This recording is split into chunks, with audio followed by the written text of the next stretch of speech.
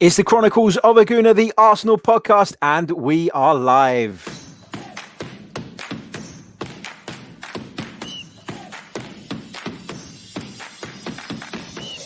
You're listening to the Chronicles of a Gooner, the Arsenal podcast. I'm Martin Tyler, and you're listening to Harry Symeou.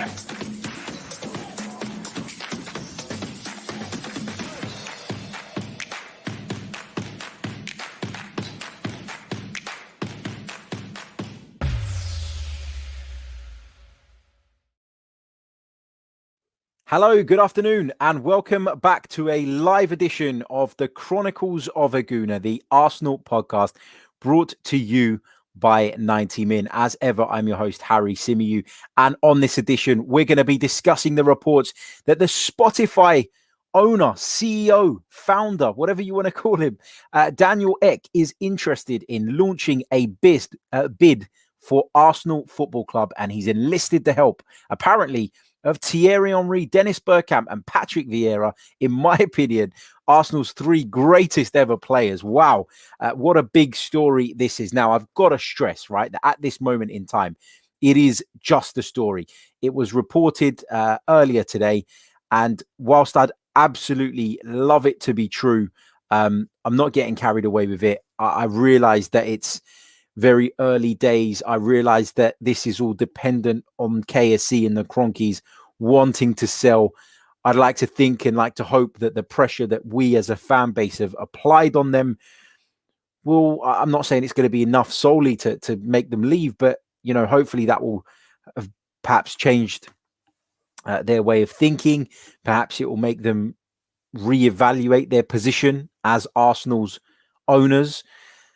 I don't know, but it's a big story that has, of course, been doing the rounds this morning. And, of course, it was initially reported by Matt Law of the Daily Telegraph. He says he posted a tweet earlier on and he says, I have it on good authority that Thierry Henry, Bergkamp and Patrick Vieira have joined Daniel Ek in his bid to buy Arsenal FC.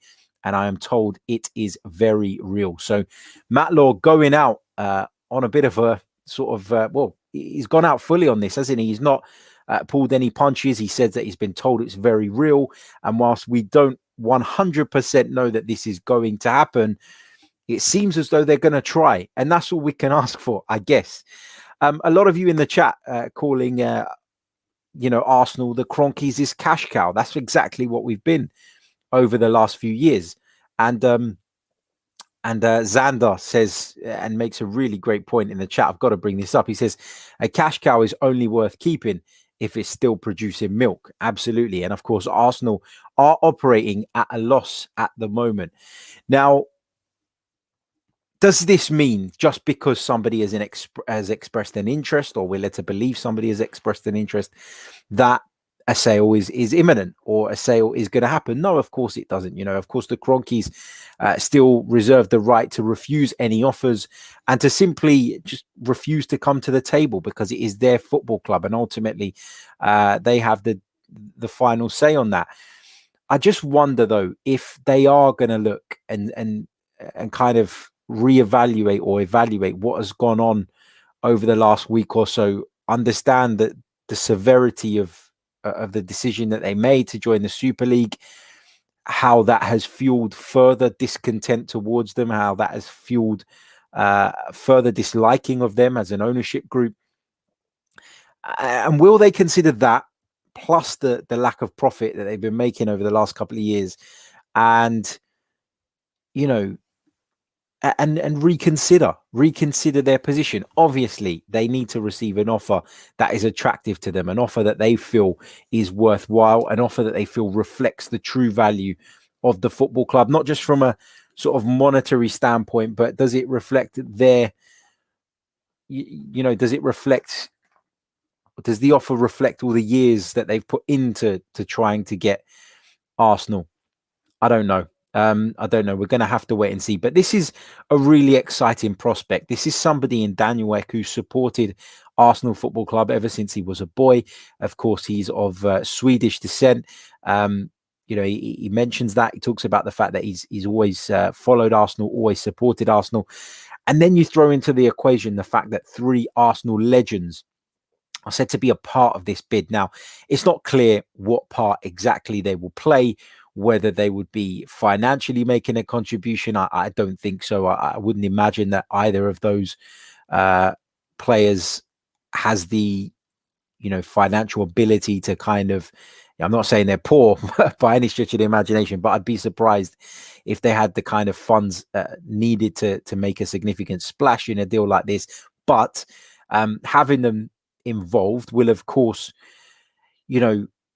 galvanize the fans, because these are club legends. These are fans, players who have represented the club, players that fans adore, and people that we have a real sort of good affiliation and relationship with. So yeah, I mean, enlisting them, if he has done that, if Daniel Ek has done that, will be a smart move on his part. And he's bringing in people who know what the club was like when the club was successful, when the club were winning trophies. Thierry Henry, Dennis Bergkamp, and Patrick Vieira were all at the heart of that. So it's exciting. It really, really is. But of course, we're at the point of them supposedly getting together to launch a takeover bid. As I say, I advise caution. It doesn't mean it's going to be accepted. It doesn't mean they're going to be able to match the Kroenkes' valuation. But it's a step, I guess, or it feels like a step towards getting the Kroenkes out at least. People have talked about Daniel Ek's wealth and whether he is actually rich enough to do this. I think it's important to note that often when deals like this are done, when huge companies, businesses are acquired, it's done by a consortium, right? So Daniel Ek will be, if he is indeed serious about doing this, will be going around, will be trying to raise funds through other means, and offering shares, a stake, etc., as a return to those who would potentially invest. So it's important to note that just because Daniel Ek might not be worth 7-8 billion pounds himself, it doesn't mean that he can't raise the money to do the deal through the other sort of other means. He could bring funding in from outsiders. He could borrow money. There's so many different ways of doing it. I know a lot of you are quite negative in the chat about the prospect of the Kroenkes selling, and a lot of people say that they won't sell. Why would they? This is a cash cow for them, etc., etc. But we've said it before. The minute the club stops being profitable, that's when you might be able to push them out, force them out. A combination of the club not being profitable and the public opinion towards them, which was voiced so brilliantly on Friday night, may lead to them reconsidering. Maybe I'm saying that out of hope more than expectation, but we've got to hope as fans that we can get these guys out of the football club and replace them with someone who is a lot more interested in the sporting side. Is there any guarantee that Daniel Ek is going to come in? If he does come in, if he does launch this bid and it does get accepted, I know there's a lot of ifs there, but is there any guarantee that he will come in and be much better? No, of course there's not. But at a time when we're so, disenfranchised with the guys at the top now, you can only hope for the best, right? And we know that change is necessary because we've been under Kroenkes' full ownership since 2018. There's been very little sign of that improving. But they've been involved in the club for a lot longer than that. And their involvement with the club has basically coincided with the decline of the football club as well. So, yeah, let's see. And again, Aditya in the chat says he's not convinced by the reports. It's just paper talk on the basis of one tweet. Maybe it is, but it's definitely worthwhile discussing, because at a time where we're talking a lot about momentum and the need to keep almost the kind of the pressure on the Kroenkes, and we talked about it the other day, it's got to happen every week. It's got to happen before every game. There has to be protest. There has to be a clear voicing of our disapproval of the way they're running our football club.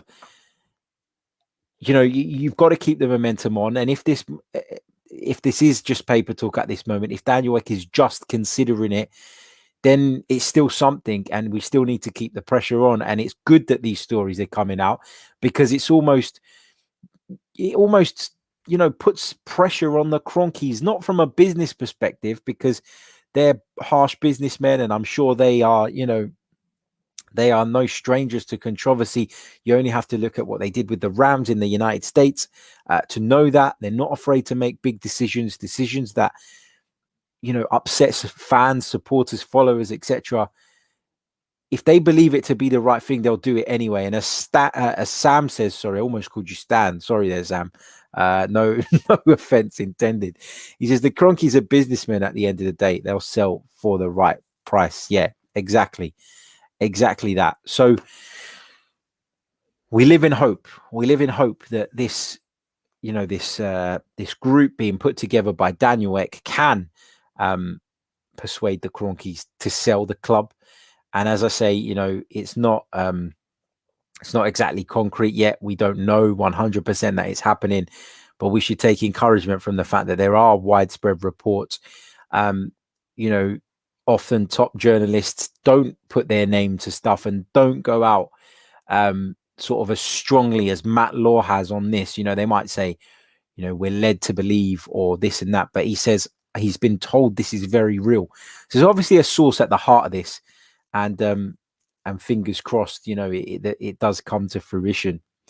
There's a couple of other sort of bits and pieces with regards to Arsenal news doing the rounds today, and I want to touch on those as well, and then we'll come back to the chat box for your questions. But just a quick reminder that this podcast is brought to you by Denetme and Mindful Health LLC, featuring Denetme's top superfood product from her Earth Echo Foods line, Cacao Bliss. If you click on the link in the description, you'll be able to make your order and receive a discount. So click on the link in the description, enter the discount code below, check it out, see what you think. And if you're interested in the products, get involved. And we thank, of course, Earth Echo Foods for their brilliant support of this podcast over the next few days. So thank you guys so much. And make sure you check out their products as a thank you from us, the Chronicles of a Gooner family. Other bit of news today is that Arsenal are in contract talks with Emile Smith-Rowe. His performances have obviously impressed the club. He's clearly one of the players that we see as the long-term future for Arsenal. And would love to see Emile Smith-Rowe tied down to a new deal. It's very important for the future, I believe. And he, along with Bukayo Saka and a couple of others, are very much the future of this football club and very much represent what I believe to be a positive period in our history. That's not quite here yet, but it feels like we're not too far from it. And there's a few changes that need to happen behind the scenes, I think, before we can, fully achieve all of that. But, if we are going to achieve that, then of course he's a big part of that. So let's sign him up. I do have some worries, some concerns about Emile Smith-Rowe's fitness, but I've always had those concerns.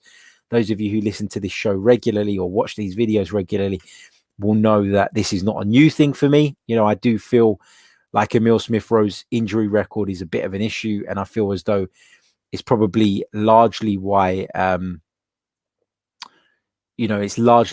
of course, Mikel Arteta felt the need to go and get Martin Odegaard in on loan. Fingers crossed between the pair, they can provide the creative spark that we need between now and the end of the season to go on to European glory. But it's big news and good news that Arsenal are opening talks with Emile Smith-Rowe over his future. Also, there was a report that came out today with regards to Mesut Ozil and that Arsenal are paying a big, significant chunk of his wages still. And that's upset a lot of people. But you know what? What was the point in just keeping him, at the club for no reason? Apparently, Arsenal are paying more than 90% of his current wage, which is obviously a little bit disappointing and a little bit worrying. But ultimately, he fell out of favour at Arsenal. He fell out with the manager, clearly, and the club. He had to move on. We were going to pay his wages till the end of the season anyway, so why not just get rid of him and sort of, if that's the decision you're going to make, and at the time I was a little bit unsure about that decision, and I'm still a little bit unsure as to whether that was the right call. But having done it, having gone out on a limb, having, put your money where your mouth is, essentially, then paying him 90% of his wages, which is what is being reported, is obviously far from ideal. But it's just it's just the way it is. I mean, I don't know what else to say. It's disappointing, it's frustrating, particularly at a time when Arsenal financially are going through a bit of a difficult phase. But his contract officially ends with the club at the end of the season, or was going to end at the end of the season. We agreed to let him join Fenerbahce, and we've obviously, in the process of that, had to honour 90% of his wages. Is what it is. As I say, far from ideal, but what can you do about it? No point crying over spilt milk. Patrick says he's going to link something in the chat. I haven't seen exactly what it is that you want to link, but by all means, go for it, mate. It's not a problem. Feel free. The chat is for you guys to discuss, to talk, to ask questions, etc., etc. So feel free to put any links in there. I'll never be, I'll never stop you doing that. So yeah, go ahead. Let's get your questions though. Let's hear what you guys have to say. Let's have your questions on the prospective takeover of Arsenal Football Club. Let's hear what you have to say on Emile Smith-Rowe supposedly entering contract talks with the Gunners over an extension to his current deal, and let's hear what you have to say on the Mesut Ozil wages thing. Just a quick reminder, though, if you haven't done so already, while I wait for that chat box to fill up with questions, please do smash the like button on the video. It is so important. I can see there are over 200 of you watching us right now. And I'd love for us to get the likes up to somewhere close to that. Let me just check in where we are at the moment. In terms of that, we have only got 51 likes, guys. Come on, let's get it up to 150 at minimum. There's definitely enough of you watching. Doesn't cost a thing, and I'd love for you to show your support in that way. Robin Diamond says, if the takeover happens, Xhaka's time may be up due to Henry's opinion of him. I actually think that Thierry Henry was embarrassed about that getting leaked out by Patrice Evra the way it did. Thierry Henry may have his opinion on Granit Xhaka, but as someone who's been a fellow professional, I'm sure he wouldn't have wanted that coming out in the public. Listen, it's a long way before Thierry Henry's back involved with the football club, if he is, and it's for the greater good, and we progress as a result of having people that genuinely care. And Granit Xhaka's collateral damage to that, then so be it. Omar says, Harry, let me put it to you. Do you honestly think this rumored takeover will go through, bearing in mind Kroenke rejected a good offer from Usmanov a few years ago? I think a lot's happened, though, Omar, in the last couple of years. I don't think anybody envisaged Arsenal being out of the Champions League for as long as they have, which has obviously significantly damaged our revenue streams, which subsequently damages the value of the club. The pandemic also hit as well, which nobody envisaged. So I think a lot has happened in the last couple of years. And if, as a fan base, we are able to increase the pressure on the Kroenkes to the point where it's in the press, in the public eye every single week, then I think we can convince them that this is no longer a worthwhile investment for them anymore. A combination of the ill feeling towards them, the hostility, and the fact that the club is no longer turning over what it once was. I think we could persuade them into doing that if our actions are right. Now, I've said this before, that for Arsenal to get back to where Arsenal need to be, and that is in the Champions League, competing there every single week, a significant investment needs to be made in the playing staff. And the Kroenkes have shown that they're not willing to do that. They're not willing to pump in the kind of money needed to get this club back where it belongs. And will they feel that it's worth doing that now? Maybe not. Will the collapse of the Super League have a big impact? Will they feel as though it's a bit dead in the water, it's dead in the water for another few years, and that means that they're going to have to incur losses for another few years? I think they would have known for the last couple of years that the Super League was a possibility, and that's why they held on. That's why they allowed, or not allowed, but that's why they were happy to live with the losses, happy to pump some money in, or restructure debt, I should say, in order to allow Arsenal to spend money. I think all of that was done with the a view to the Super League being formed. I think the Super League plans were leaked early due to the Champions League's sort of bid to restructure the format into something similar. I think they felt pushed and that they needed to make that announcement when they did. But things have changed, I guess. I've gone around the houses there, but things have changed, I think, Omar, in the last couple of years. So I'm not saying they're definitely going to sell. Of course, I'd love them to, but, I think that they're more likely to do so now than they probably ever have been in the past. Big hello to Al Karp, who says, I'm Swedish and I know really well of Daniel Ek. I question his intentions, bearing in mind how he treats the artists for Spotify. Al Karp, feel free to elaborate on that, because I don't know anything about Daniel Ek. So I don't know what it is exactly you're referring to, but I'd love to hear from you. So let us know in the comments. Let's see what else we've got here. Patrick says, Harry, would you consider losing the Europa League because it would mean we would have a greater chance to sell? Oh, it's a hard one, Patrick, because I never want to see Arsenal lose football matches, least of all a European final. I don't remember the last time Arsenal won a European trophy. The 1994 Cup Winners' Cup. I was 4 years old. I don't remember it. I'd be lying if I said I did. So obviously my desire to see Arsenal succeed in Europe is huge. But if you told me it guaranteed that the Cronkies would sell, then I probably would.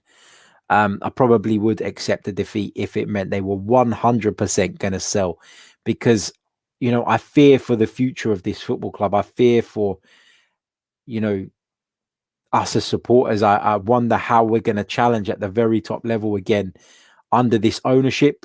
So yeah, I guess reluctantly, I probably would, but only if there was a guarantee they would sell. Let's see what else everybody's saying. Momo says Matteo Flamini could buy Arsenal. Yeah, Flamini is someone who's doing really, really well, isn't he, with his business and interests outside of football. But Mark Williams makes a good point. This interest could potentially bring in other bidders as well. Other bidders who maybe have the money to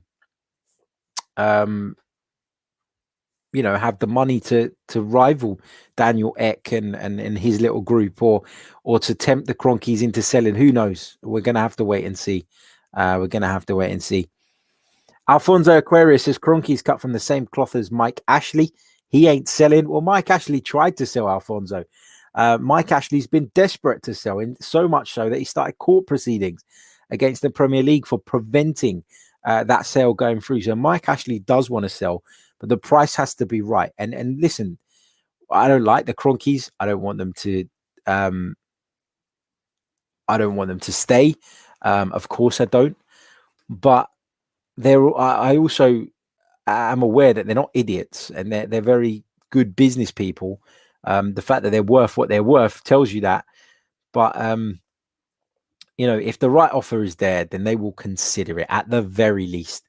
Fingers crossed, it would lead to them actually being rid of the club and a sale going through. But of course, it's a long way from happening. Saeed Abdullah says, Harry, do you think the German model would work? I love the German model. I think it's fantastic.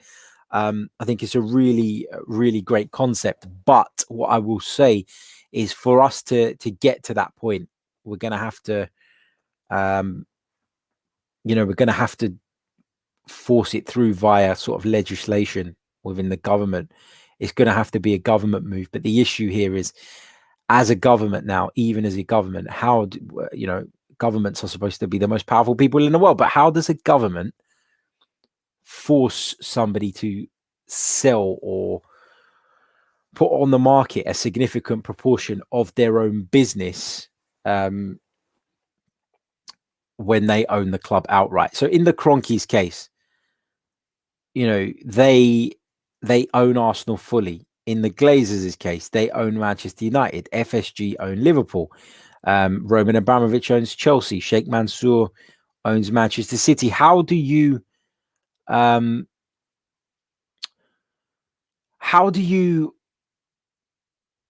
make those people sell a stake in their business? How do you do that? So it could be something that it comes into place as and when the ownership of these clubs changes. But how do you do it now? Listen, as I say, I love the model, but how do you get someone to give up a significant proportion of their business? How do you force them into doing that? I say give up, I mean sell a significant proportion of their business. I'm not sure. Matt G says, if you could ask Arteta one question, what would it be? I'd ask, you told the players will be in the CL in 3 years. What assurances did the Cronkies give you to be so confident? Yeah, I on the one hand, I sort of listened to Mikel Arteta talk about the Cronkies, and he's always full of praise for them. And he always talks about, how good a job they've done, how supportive they've been. And to a degree, I want to believe him. I want to believe that they are giving him what he's asking for. But on the other hand, I also have to take into consideration that he's talking about his boss in the public eye. And whatever you think about your boss, and we've all had bosses in the past that we didn't particularly like, didn't particularly get on with, etc., etc., etc. But would you go and have a go at them publicly? No, you wouldn't. And so I think it's probably unfair of us as a fan base to expect Mikel Arteta to want to be some kind of martyr here and come out and go and condemn them and etc., etc. You look at someone like Jurgen Klopp, who's obviously criticized the decision to join the Super League from a Liverpool perspective, but Jurgen Klopp has transformed that football club. Jurgen Klopp has done wonderful things at Borussia Dortmund. Jurgen Klopp's stock as a manager is far higher. Therefore, he has the clout to say something like that. He has the clout to dig out his owners. And the same can be said for Pep Guardiola.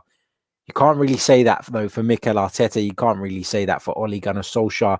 And so it's no surprise that those guys have not really been too critical of their ownership. Arteta is a smart man. He'll be well aware of the restrictions in place at the moment from a financial standpoint and what Arsenal can and can't do. But as I say, he's not really going to come out and dig them out or criticize them. Not at this stage in his Arsenal career anyway.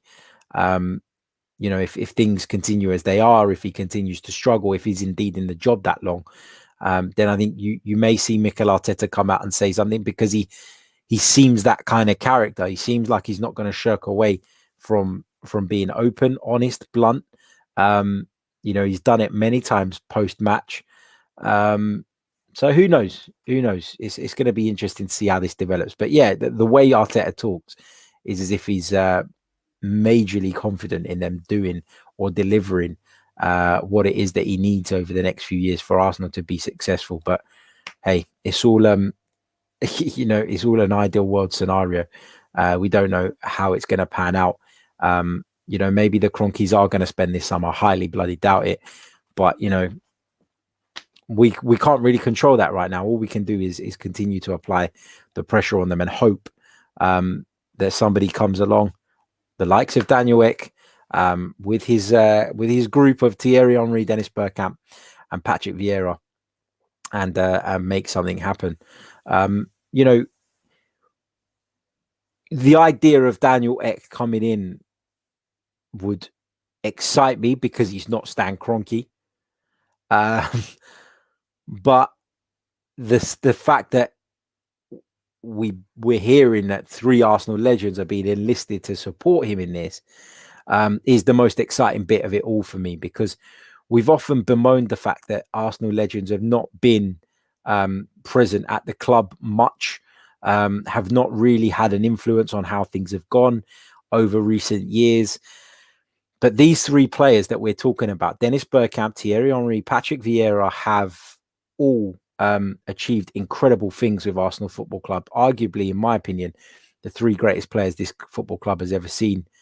So to bring them in would bring a winning mentality, would bring people in who, as I said earlier on, understand the culture and the culture that is needed to be successful. And let's not forget that, with they've all played at other clubs as well, and where there's been a winning culture. Dennis Bergkamp was successful at Ajax prior to signing for Arsenal. Patrick Vieira had great times at Juve and at Inter, even played for Manchester City for a little bit. Thierry Henry, obviously great times at Barcelona as well.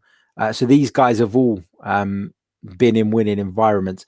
A lot of you are a little bit skeptical about them because of their sort of managerial careers so far. Thierry Henry and Patrick Vieira, listen, I wouldn't want them anywhere near the club as managers, but it's the connection that they would bring with the supporters. It's the mentality that they would bring within the boardroom, which is clearly missing. I mean, you look at the board now, and was it Lord Peckham? Is that even his name? And then it's Stan Kroenke, Josh Kroenke, and then you've got a non-executive director in Lewis. So, yeah, adding that mentality and people who have the, the interests of the club at heart, for me, would be invaluable and would be key. And it's something very different to what we currently have. So, yeah, all for it. Let's see. There it is, Lord Harris of Peckham. Thank you, Don Juan. I just think only fools and horses. Peckham, there you go, Arsenal director. A couple of you asking if I was at the protest. Yeah, absolutely was. There's a video on the channel where I've caught a little bit of footage to show to those of you who weren't there. But yeah, we're going to keep all over this story as it develops, and fingers crossed it does develop with regards to Daniel Ek's reported interest in the takeover of Arsenal Football Club. But we're going to leave it there for now. We'll be back tomorrow with some more Arsenal content. Continue to let me know your thoughts in the comments. Make sure you smash the like button if you haven't done so already. Subscribe to the channel if you're new. If you're interested in becoming a member, then click on the link in the description. Check out Earth Echo Foods, our kind sponsors of today's program. And we'll be back very, very soon. Until then, take care of yourselves and let's all pray. Let's all pray in unison that we're finally rid of the Kroenke sooner rather than later. Until next time, ciao.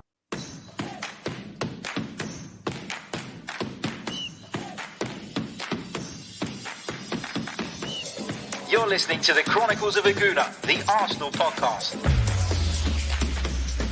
I'm Martin Tyler, and you're listening to Harry Symeou.